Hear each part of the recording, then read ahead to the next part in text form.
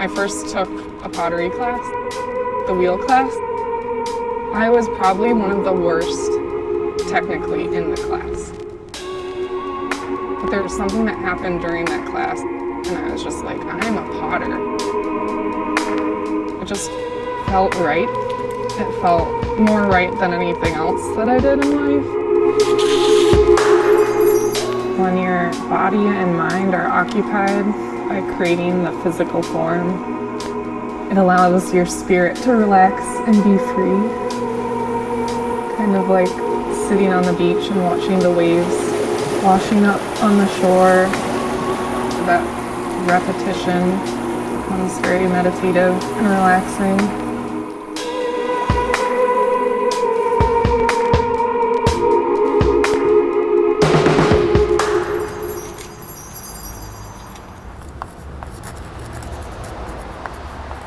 I was studying abroad in Rome as a sophomore in college, and I was trying to decide really what to do with my life. Like, should I be an artist and a potter? Should I be an English teacher?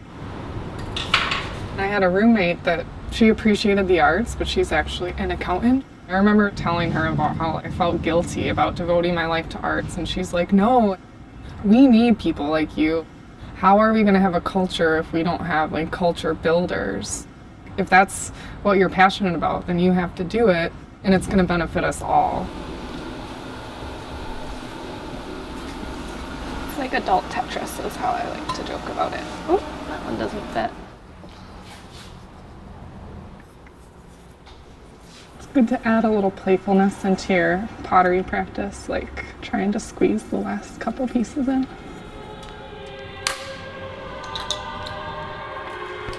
I started working with clay doing more of the installation work.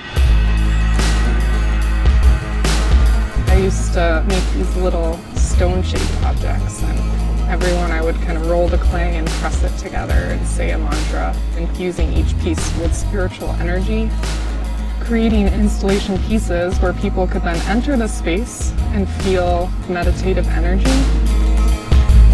During college, we were always told that we needed to have ideas behind our work. A lot of times I did that installation work because it had that very clear idea behind it. And it wasn't until after I graduated college that I realized that my pottery had that same idea behind it. Every day's cup of coffee could just kind of go by without noticing, but if you have like a gorgeous mug that you're enjoying that coffee out of, it makes that everyday experience a little bit more special, and it reminds you there's beauty in that mug, but there's also like beauty all around you. When I talk to people who place a big order, I always emphasize like they will be similar but different, because I'm not a machine, I'm not making these from a mold, so there's some variation.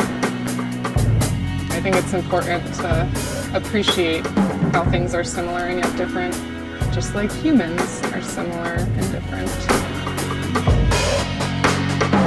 Just like every town these days, Grand Rapids has a lot of social tension that it's dealing with.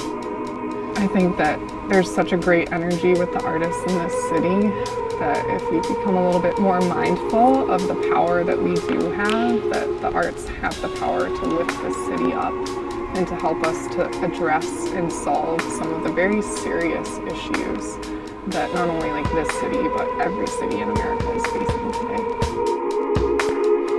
Art has the power to change the world.